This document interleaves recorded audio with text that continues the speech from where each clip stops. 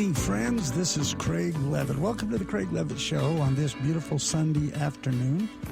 And, of course, we are aided in today's show by Denise, the production engineer. And, of course, I have with me Chris, my Techno-Nerd. I apologize ahead of time. Don't you hate healthy people? I mean, let's just get right down to life. Don't you hate these people that look great? You know, they're 80 years old. They look like they're 30 and they can run hurdles and do everything. I only hate that they're not me. Yeah, you know, let me tell you what.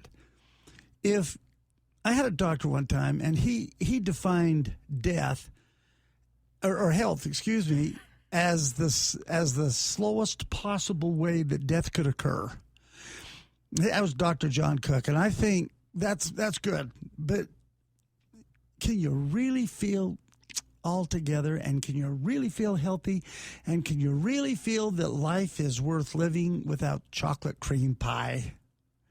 Anyway, to those of you who are healthy, more power to you. To those of you that aren't, hey, brother, hey, sister.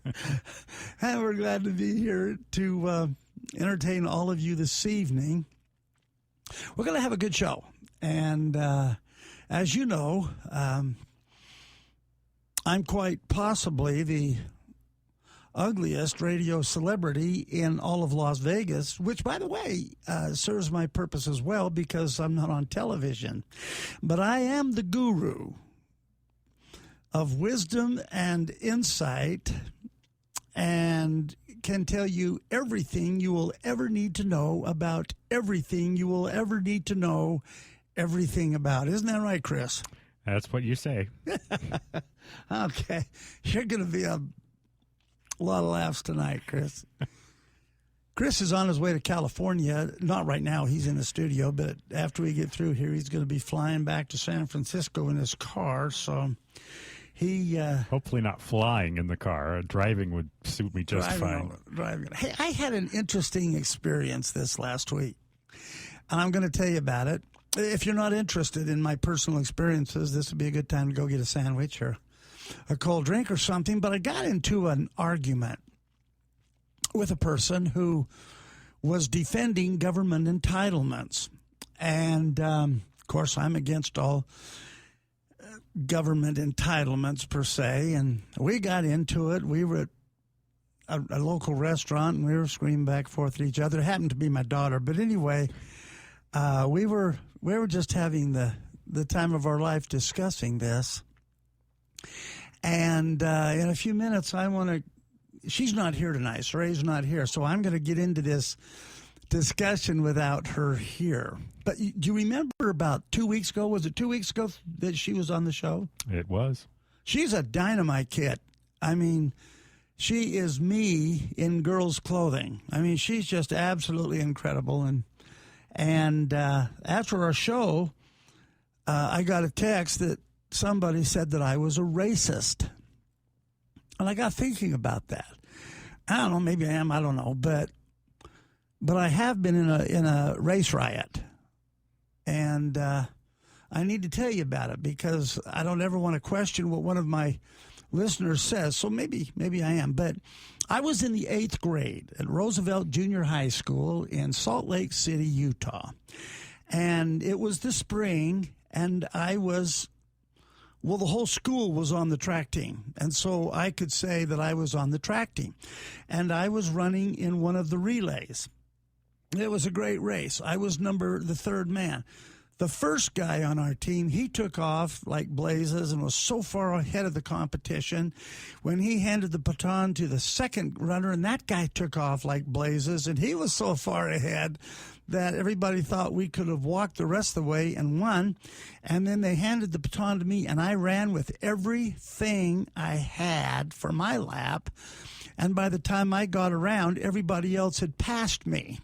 So we were in last place. So I handed off the baton, and my slowness pretty well caused a riot. So at that point, I was in a race riot. And so if you say perhaps that I'm a racist, well, that could be because I have won and lost many races in my life. Uh-huh. Well, there was a good comment. I learned something this week in my little discussion about entitlements, and here's what I learned. And by the way, we're non-political. We're nonpartisan. We just are a couple of guys that talk about things that happen in life, and hope there's some interest. But I found out this week that most Americans have no concept about economics. They have no concept of how the government works. They have no concept about how money works. And it really is interesting because in most people's minds, you get a paycheck, you cash it, you get money, and then you go spend it. And that's how an economy works. And that's how money works. And that's how this whole thing works. And so I found out also that most Americans have no concept of the word entitlement. I don't know what an entitlement is, and everybody's entitled to them. So tonight, for a few minutes, I want to talk a little bit about economics. Now, if you're not interested in economics, then go make another sandwich or go get another cold drink. But I think this is important because of some of the things that are happening in our world now.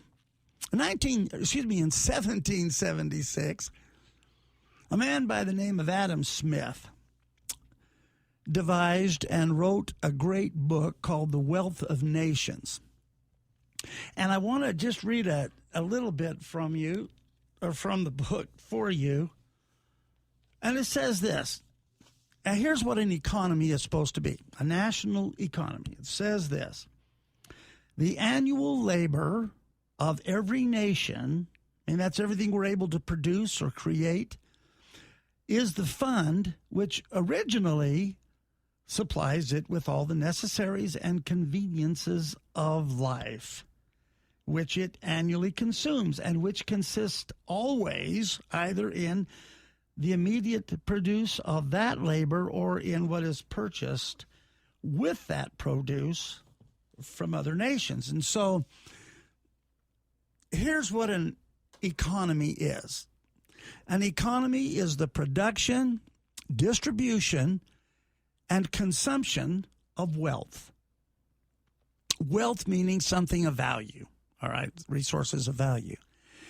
And what Adam Smith said is if you're going to have a strong nation economically, everybody in the nation needs to be at work, producing something for the good of the whole.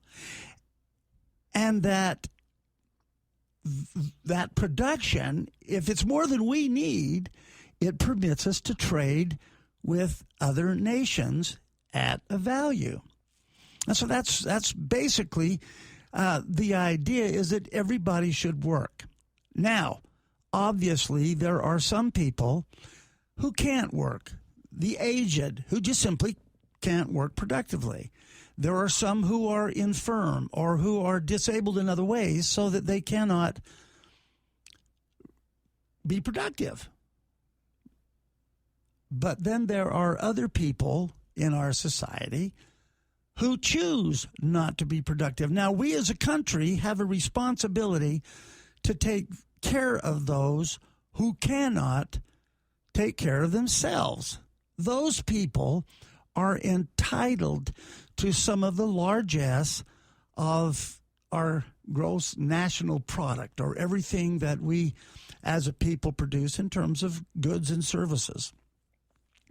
But to people who choose not to work, they are not entitled to anything. And some people say, well, I've been out of work for a long time, I can't get a job. Tough bananas, Julius. That's what you get for going into politics. The point I'm trying to make is that everybody has a responsibility to work. And so in this debate that we were having the other night, it wasn't a debate, it was just a family fight. We got into, well, some people need these entitlements and some people this and some people that. No, all entitlements except to take care of those who cannot not will not, but who cannot take care of themselves. Everybody else has a responsibility to get a job. Well, now some people say, I can't find a job because the world has changed and I'm no good at computers, or I can't do this, or I can't do this. Okay, everybody has a responsibility to work. And if you got to go get special training, you got to do something, get out and get a job. That's how you strengthen an economy. Now, in this family argument we were having, the point was brought up, well, what about help for education? And what about help for people who are trying to improve their lives? And I said, I think, that's great. Because those are not entitlements. Money for education is not an entitlement. It is an investment from the government or from a university or from private scholarships, private funds. It's an investment in the new generation so that they can get the skills that they need to be productive. The idea being that if someone takes government money that comes from the taxpayers and gets an education, then they will be employable and they will work, earn money, and be able to pay taxes. Yep. I'm being terse just to annoy you, but in all seriousness, I think you're talking about a very important subject, and I think people need to listen. And I think the solution to a lot of our problems are hidden in what you just said. Well, it's interesting to me when you look at economics, because the government of the United States, in Article 1, I think Section 8 of the Constitution of the United States, Congress has the ability or the right, the power, the privilege to print money, coins and currency, and to regulate the value thereof. And so the government can print up all the money it wants and flood it into the economy, and they can. That's their power. And right on the currency, it says legal tender. That means that I have to take the money from you if you're buying goods or services that I produce, and you have to take money from me if it's the legal tender of the United States of America for whatever I want to purchase from you. So it doesn't seem like we're having a problem. Everybody gets a check, everybody gets cash, and they go out and spend it. And so they think, well, our economy is doing well. And the government even says it's doing well. Oh, my goodness. But it's sad, folks, that the ink they use to print the currency is worth more than the currency. And why are they printing all that money? What's the objective? Well, it's to make everybody in America feel like we got good times. Exactly.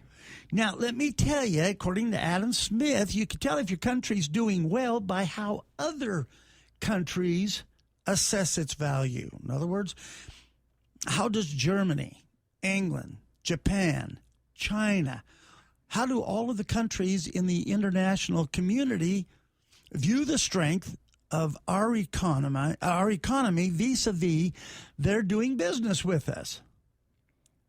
If they have more value to our currency, they think good deal. Well, what the deal is they look over here and there's nothing that backs our money up except a government that just says, well, let me tell you what, it used to be that they would say it's based on gold or silver. And then it's based on the general production of the United States. That's what backs up our currency. But now the government is printing more paper than we as a nation are able to back up with production. Folks, now maybe this is a good time for you to get out a pencil and paper and write this down. We are broke. Oh, sure, you're still going to get money to go to college, and that's fine. You're still going to get money, and I'm in favor of education, but you're going to get an entitlement because you haven't got a job, poor baby, and so you have to stay home and collect a check. Oh, my goodness. And you get your check, and you go, oh, my, this is wonderful, and I'm going to go out, and I'm in Las Vegas, so I'm going to see if I can go out and do something to make a little bit more money, and then you're broke until the next check comes in. All the while thinking you're contributing to the economy by doing that. Yeah, you think you're doing the country some good. Well, the only reason I bring this up, do you know that now, if one of our soldiers goes to the hospital, yes, the government will take care of the medicine and the medical treatment, but they won't buy the food that the soldier needs to eat. Now, wrap your head around that one. And so, with some of our veterans, if they make more than, I think it's $13,000 a year, something ridiculous like that, yes, they'll get the treatment, but they have to pay for their own medication. Well, when less than 1.5% of our population at any one time is serving in the military, the police forces, or fire departments, really? I mean, really? They have to... I mean, really? They got to buy their own medication? Folks, now, where is the other money going? Where is the money for the veterans' medications? Where is the money going that should feed our hospitalized veterans? Where's it going? Okay. I was told in this debate I had that those were entitlements. No. The government has taken money from these sources to fund these useless, anti-American, I'll probably hear from that, social programs called entitlements. Now, I'm all in favor of helping people who cannot help themselves. America does that. We're good people. But when people just want to collect their government checks, buy dope, and sit around and get high and wait for the next government check to come in, I have a problem with that. Don't you? I mean, maybe you don't. Maybe this is what's happened. But our economy, regardless of what the government tells you, is not based on what our money can do here at home.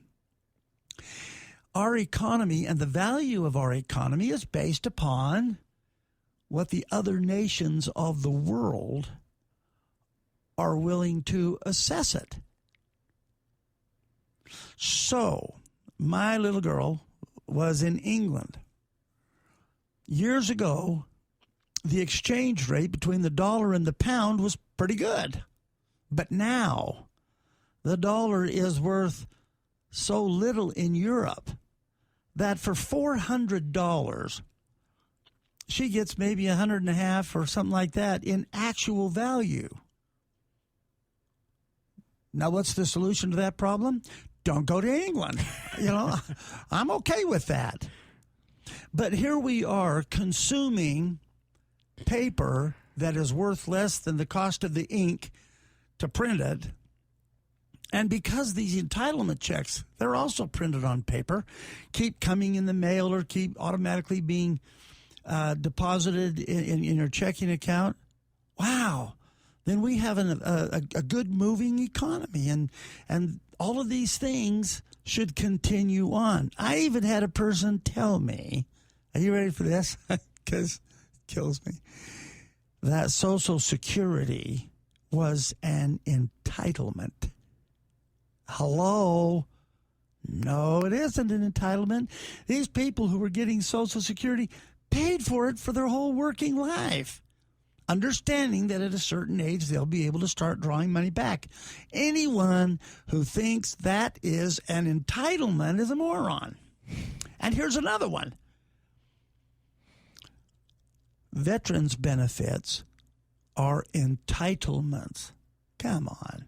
Who can really, honestly, legitimately let those words trickle out and fall over their bottom lip?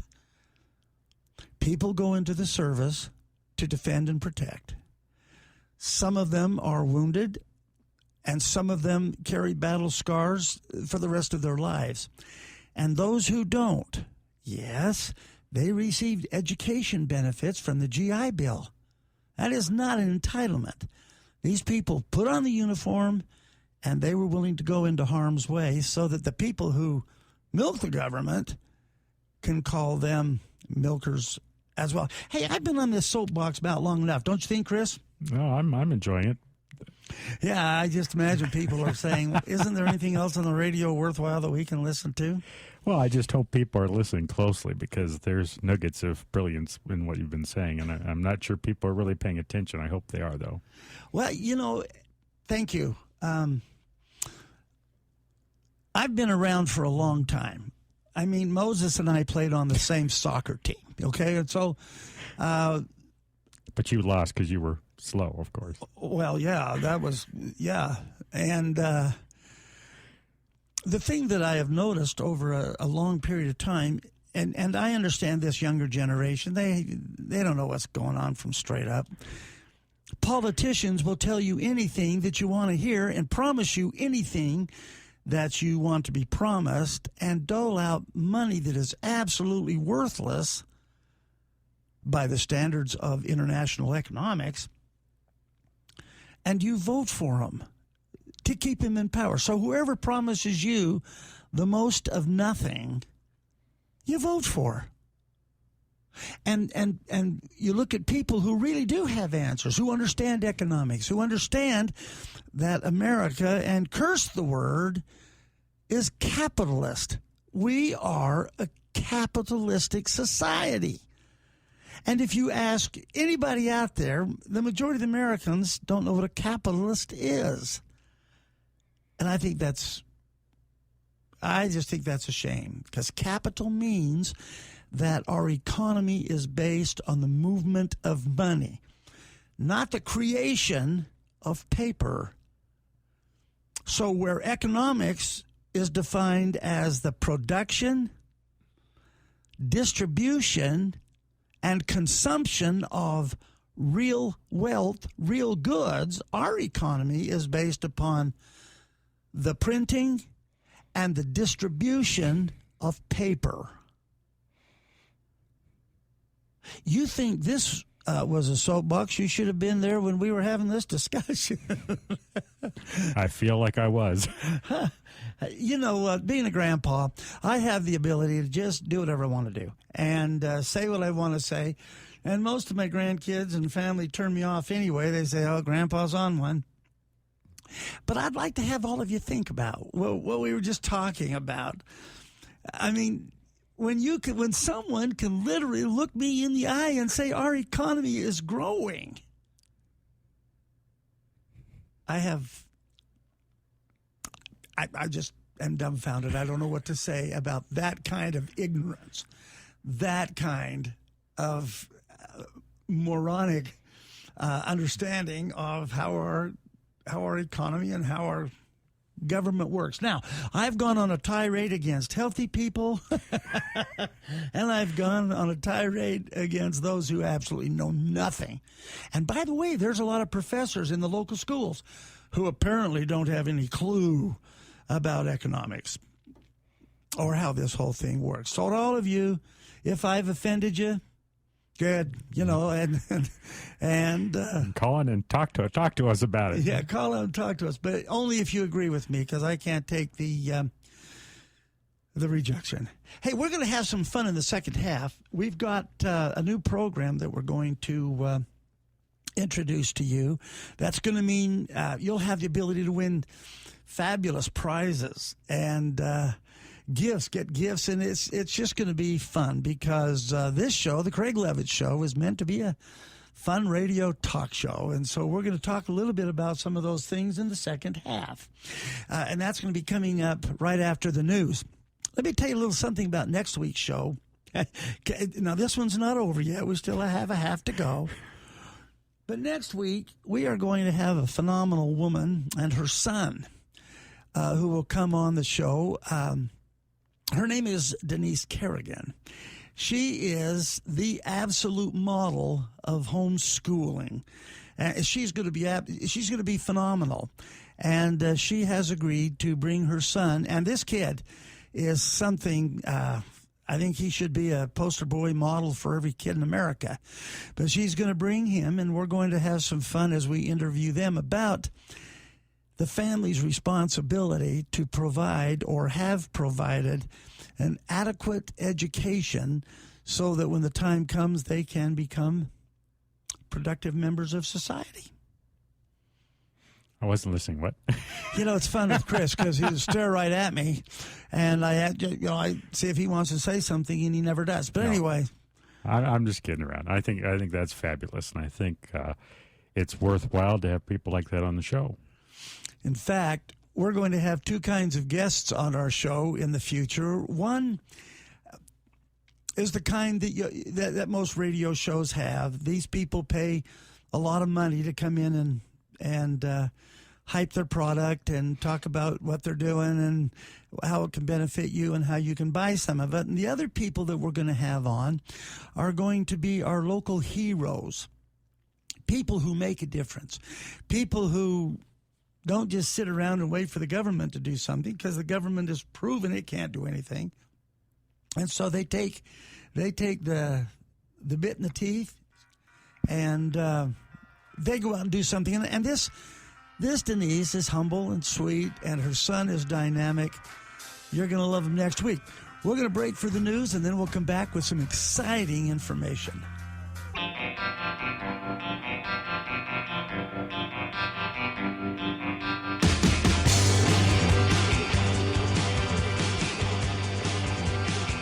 Hey, this is Craig Livett, and we're back on our show. I got two calls during the break. One of the guys that called said, Craig, it sounds like you're bouncing around like a bumblebee in a flower garden, that you're almost incoherent, and that you need to settle down.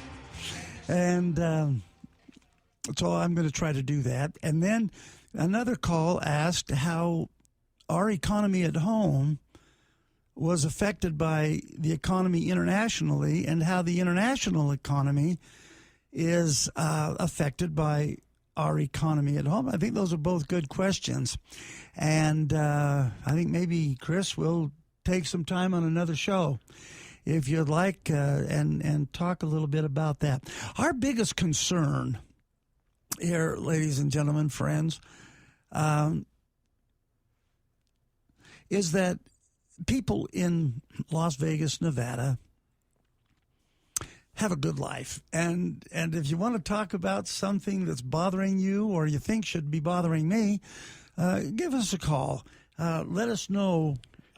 You can call us at 702-257-5396. Yeah, that's our call-in line. And if you want to call in and talk to us, really, we care about as much about what you have to say as we do about what we have to say. And if you don't call up and say something, then unfortunately we're just going to keep talking. I got to tell you something about Chris, my Techno-Nerd. Sometimes I'll ask him a question and he'll give a monosyllabic answer like, yes. Or he'll just sit there because he loves to embarrass me with dead time. And so when I ask him for his opinion, sometimes, just to be ornery, he won't give it. And I'm standing here going, blah, blah, blah. And during the break, though, we were talking, and he said that he did have a few things that he'd like to bring up as far as our economy was concerned. And so, Chris, have at it. All righty then. Well, I think some great points were made, but I think even for people that maybe have a passing understanding of the economic machine that drives this country and indeed the world, I don't know that they necessarily can see the other perspective. So they can understand as far as the production has dropped, and that's causing the dollar to be devalued because we're printing up all this money to compensate for the lack of production. But it doesn't quite get across to them that the solution isn't to print more money, but to increase the production, to fix the system. Oh, wow. My Techno-Nerd is an economist. I'm going to ask him to say that again, because go get a pencil and paper, for goodness sake, and write this down, because this is really a salient point. I'll say it again, since I was asked. Fix the problem, increase the production, make people productive again. You want to end entitlements? That's how you do it. It's not attacking the entitlements. It's not pulling the wool out from under people like people keep being threatened by. It's getting the production going. And how do you do that, Chris? You give people education, you give them jobs, you give them opportunities. You don't give them a paycheck. You don't encourage them to sit home and not do anything with their lives, which is what's being done, obviously. And I agree. I'm going to take back, you don't give them a paycheck. Paycheck means they're working. An entitlement check means they're watching the Wheel of Fortune or something. Yeah, exactly. So we want to give them paychecks because that means they're out working. But I think the point you make... Well, you want them to work to get the paycheck. In other words, let me see if I understand what you're saying. You want us to be based on... Real economic principles. Real economic principles. Production, distribution, and consumption of real values rather than the printing, distribution, and spending of paper. And I want people's anger and frustration to be in the right direction. The anger should not be at the fact that we're printing paper. It shouldn't be at the fact that people are sitting on their butts not doing anything. It should be the fact that we are printing paper out of the choice to do so instead of getting people back into productive lives. Well, yeah, and see, part of the agenda of that side of the political spectrum believes that you do whatever you have to do to help the American people have money in their pockets. It started back with Franklin D. Roosevelt back in 1934. You know, give people money. Figure this out. Get off the gold and silver standard and start giving them money to spend. And that will, you know, kick the economy into gear. Well, of course, if people are out spending, it kicks the economy into gear. And that's a great thing. Of course, that was during a wartime, and wartime is probably the greatest economic stimulator you can have. But when you get right down to it, when you take money off of some internationally recognized standard and your national production doesn't back it, well, I think you got a problem. So we're all sitting around here playing Monopoly. That's exactly right. And we're making up the rules as we go along. And we don't need to. The rules are already there. It's called sound basic economic principles. Yeah, and I think that when money becomes a political tool, and by that I mean whoever can promise to print the most, that we got some serious things to think about. Exactly. And why are we so upset with the politicians and the job they're doing when we've created the system that created the politicians? We're the ones putting them in office. We're the problem here, not the politicians. Yeah. And you know, one of the things I loved about Saray Splund is she's out doing her thing, wants to start her own business, which does the one thing government can't do. And you know what that is? Creates jobs. When the government said we created 100,000 jobs last month, they didn't. But the economy, the small business people are the ones that create jobs. Now, yes, the government can open new bureaus. They can open new offices. They can open all kinds of new stuff where people become government workers. But the real strength of America is in the small business hiring Americans, putting them to work to either create products or deliver services. And I got to say, being the techno-nerd that I am, You got to see this guy. I'm thinking to myself, we now have the ability to pretty much track anyone in the country, wherever they go, doing whatever it is they want to do, and yet we can't figure out exactly who has jobs. Why do we need this subterfuge? Why do we need these numbers that are imaginary? Well, the government lies. Exactly. I hate to tell you that. Excuse me, ladies and gentlemen, if I hit you with something that bothers you, forgive me. They don't use all the numbers when they're telling us what the employment and unemployment rate is. They're only using people who are actively in the system of receiving benefits.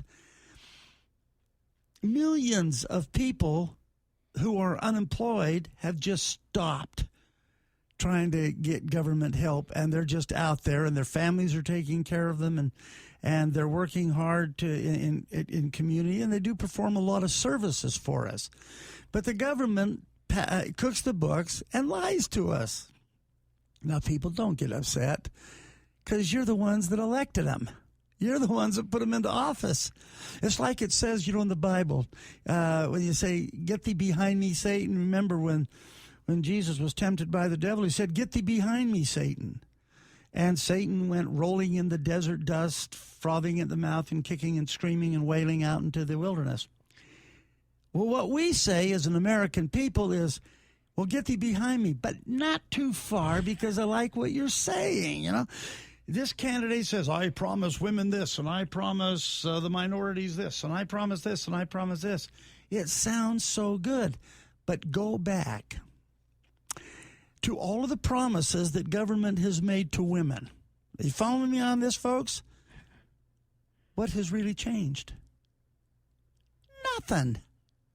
Oh, yes. Under, the Great Society, there's Title IX, so women's sports has to be treated like men's sports, and women get to get an education, and I think that's great. I mean, they had that anyway under the 14th Amendment. But after the Equal Rights Amendment died in 1976, what else has happened for the women? And yet every year, every election year, the candidates, we're the party of the women. We're the party who will make a difference for them. What? What difference? Are women still paid as much as men for doing exactly the same job? No. Are women still looked down upon in the marketplace and considered more of a mother than they are an employee or as a businesswoman even? Women have been voting liberally for the last several presidential elections, and guess what? Nothing has happened.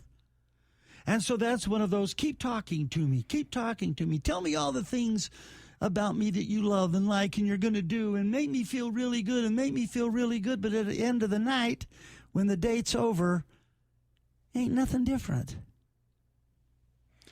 Well, and I often wonder if people realize why our politicians take so many trips into other countries. And I wonder if they realize that the reason why they do it is because basically the other countries are voting for them too with their currency because we keep devaluing ours. Yeah, that's a great point. I had another great point I was going to make, but I really didn't want to make it. So we're going to get on here in a second, off the soapboxes, because we're not in Hyde Park in London. We came up with a new program that I'm going to ask Christopher to explain to you. It is absolutely going to be the most fun you will ever have in connection with a radio show, the Craig Levitt Show. And so, Chris, go ahead and introduce our new baby to him. Well, we've got lots of new babies. I'll get your pens and pencils and get your little keyboards out. You should have that by now. You really should. You should be. At the start of the show, get that stuff ready. And a sandwich and a cold drink. Well, and apparently, you should have those too. You're going to be well fed too. Okay. I'm going to give you an address. Write it down. Go to it, whatever. It's facebook.com/The Craig Levitt Show. It's all one word all together. Facebook.com TheCraigLevitt. Or you could probably just put down the ugliest show host on the radio. Thank you for that. Who, by the way, can tell you everything you will ever need to know about everything you will ever need to know everything about. Which is what you'll find when you go to that website. And be sure and leave us lots of comments so you can tell us what you think about that particular phrase. Well, no, just adopt it. It's a winner. Okay, so in keeping with our theme of people being productive, it's our viewpoint that by calling in to the show, you're being productive. By going to our website, you're being productive. By interacting with us through social media, you're being productive. And we want to encourage you to do so. So what we're going to do is we're going to give points to people. When you come to our site and you comment perhaps, or you like something, or you share something, we're going to give you some points. And those points are going to be redeemable for things such as dinners at the Olive Garden. Hey, show tickets. How many of you would like to actually go to a big show? And all you have to do is click a few buttons to do it. Yeah, and these points are so cool. I mean, this is Las Vegas. We got to give you something to gamble with. So you get points for just signing up, and Christopher's going to tell you how to do that. And then if you get some of your friends to do it, we will give you points for them, and we'll give them points. I mean, we got millions of points to give away, and we got a lot of prizes that are just going to be really fun, really fantastic. So the long and short of it is we don't want you to just listen to us. As entertaining as we might be, we want you to interact with us. And yeah, he just pointed to me, so I gave him a little dead time. That's what we do around here. Hey, folks, let me tell you what, this is fun radio. If we talk about serious things, well, I mean, these are things that are important, but I can tell you the point you're going to get from us will never be devalued because of government inefficiency or because of the government's refusal to follow good, solid economic principles. Like we can follow, so at least on our website. We can't compel the government to do what we do, but we can certainly give them a good idea of how to do it. And you know, we're a family show. So let me tell you what, this is going to be so much fun. As you begin to accumulate your points, then we'll have a little inventory where you can see some of Las Vegas's finest restaurants and fun things, whether it's movie tickets or whether it's taking the family to a show downtown or whether it's going to one of the buffets. We're going to have family-centered fun things that you can do, and all you got to do is what? Like us on Facebook, follow us on Twitter, follow us on Spreaker. I'll tell you a little bit more about that in a little bit. And then send us an email. Christopher will give you our email in a second. We like to hear from you. And if it's really critical, send all your emails to Christopher. If it's loving and adoring and you're thinking, you know, man, he may be ugly, but he's really good because he can tell me everything I've ever needed to know about everything I've ever needed to know everything about, then you can send those to me. Yeah, the humble one. The humble one. So if you're interested and you want to start collecting points, just send us an email to radio show at Dreampowerment. It's one word, DREAMPOWERMENT.com, and let us know that you want to sign up and be a part of this program. It's going to be a lot of fun. I mean, all of you like to get prizes, right? And it doesn't cost you anything. Can I just say that again? Becoming part of what we're talking about is free. Well, now that's not based on sound economic policy either. But anyway, that's the way it is. Doesn't cost you anything. And we just want to have some fun with you. And all you got to do is participate. Listen to the show because every week we're going to have special giveaways. We're going to have special contests. Now, next week, when Denise is here, we're going to have kind of a fun contest. You're going to want to be part of that because you might be able to win some prizes based on, well, I can't tell them because we're going to do that next week, right? There you go. Okay. Got to save something. Well, yeah. Hey, are you people tickled? I mean, I haven't been this tickled since the day the pigs ate my little brother. And so this is going to be a fun time. And we're not always going to be serious. Well, actually, we are always going to be serious. But we're going to talk about some fun things. And next week when Denise Kerrigan is here, that'll be one of the most enlightening radio shows you're going to hear. She is so fantastic. And her son, I got to tell you, this kid, one day he could be president of the United States, and he will found our economy on sound economic principles. He's that kind of a kid. In fact, I think you spell her name Kerrigan, spells Kerrigan. Anyway, I'll hear about that next week, and I might get sued for an attempt at singing. I don't know about sued, but I'm pretty sure some people just crashed their cars. Well, I hope not, but I got to tell you, ladies and gentlemen, I don't know why I call you ladies and gentlemen. I mean, I don't even know if you are. You know, you guys might just be like me. So I'll just call you friends. we're excited about the Craig Levitt Show. And my little granddaughter the other day, I was talking to her, and she says, Grandpa, what is it you do again? And I said, well, I'm a radio, celebrity. And she says, what's a celebrity? And I says, well, it's a person that looks like me and is on the radio. I'm a radio celebrity. And she said, oh. She says, why aren't you on television, Grandpa?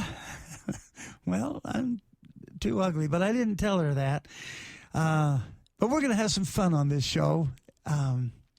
And we're going to talk about issues that will make life for you just maybe a little bit more pleasurable. You want to get in on the free gifts and the free prizes. If you don't agree with what I'm saying, then seek therapy. But at least get in for the fun and the games and the prizes. Now, I am so excited. I'd like to tell them what we're going to do next week. Folks, you got to get in on it next week. But it'll be something that you can do that will make a huge difference in our community and will line you up for a drawing that will, I don't know, maybe we'll give everybody that does this contest, maybe we'll give everybody something. What do you think, Christopher? I think that's a definite possibility. If I were them, I'd send us an email right now. Hey, I would do that. And by the way, the only thing I ever put my name in for and got something was when I had to sign up for the draft. Back in the old days when you used to get a card that says, greeting, you're invited to go fight and kill yourself. Anyway, no, I'll tell you what, for tonight only. Well, that might be a lie. We might do it forever, but for tonight only. Sign up this week. Get on. I don't care how many times you do it. Sign up on all of our social media. Send us your email and your willingness to accept gifts and prizes if you win them. And I think that's what they have to do, accept to be part of it. Isn't that right? Yeah, we're going to take their emails and we're going to put them on our list that says they're interested in finding out more about what we're offering. And it's going to ask them if they really do want to be a part of it. Yeah, and you don't have to give your name, just your email number, account, not account, but what's it called? Your number, your email address. And if you want to like us on Facebook, you're also going to be able to see some of the shows we put on YouTube and some other things. And it's going to be a lot of fun. But join us. It's free. And that's totally un-American. It's uncapitalistic, but we're going to go that way for right now. We don't share information. We don't want any personal information except where to send the prizes. And if you like this show and you like our past shows and you want to hear about them, there's another fun little option you need to know about. We are on a service called Spreaker. That's Spreaker. If you go to that, you can listen to any of our shows 24/7, any time you feel like it. If you've got a nice phone that has Bluetooth, for example, like mine, and have a radio that supports it, like mine, you can even listen to our shows in the car, which is what I do. I don't have Bluetooth, but I do have one big green one right over here off the side of my off my smile. We're just excited to be part of your community, and we want you to be part of our community. Now, I've got to save myself. Remember, last week I got in trouble because the week before I had mentioned all of my daughters, and I left one out. Well, and I had to repent for that. Well, I think I made it sound like that argument I had this week was with my daughter. And she and I had some words, but all of the bad ideas didn't come from her. And so when I get home and she goes, Dad, you made me feel like the worst person in the world. She's not. She's one of the most terrific. I was combining several conversations into that one. And so, sorry, sweetheart. And please don't lock me out when I get home. She got in an accident here last week. I think it was last Friday night. Not this week, but the last week. And some twit came flying down the road, and Saray was stopped as a police vehicle with the lights on the siren went through the intersection. And this other lady, who really, didn't have both oars in the water, smacked right into the back of her. And Poor little Ceray's had headaches and a sore neck and a sore back, and she went to the emergency room, and they told her this is just something that your body's going to have to wiggle out of and get used to. But Ceray, we love you, and we hope that you get better, you and your little winter, and maybe we can get you next week on the show. But next week, everybody, tell your friends, friends, tell people you don't like, to send us their email, and so that we can include everybody in this fun little contest. It's good. This contest, if you do it, is going to be really, really, really cool. By the way, I don't mind saying that the best job I've ever had was the time I spent serving in the United States Air Force. So at this time tonight, I want to send out a big thank you for your service to all of our veterans from World War I, II, from Korea, from Vietnam, and from Afghanistan and Iraq, and everywhere in the world that they serve, protecting our freedom. Because even if they're not in harm's way, they're protecting the world for the freedoms that we enjoy. And so, as for tonight, this is Craig Levitt saying, have a great week. God bless you. And next week, tune in for the Craig Levitt Show here on KDWN.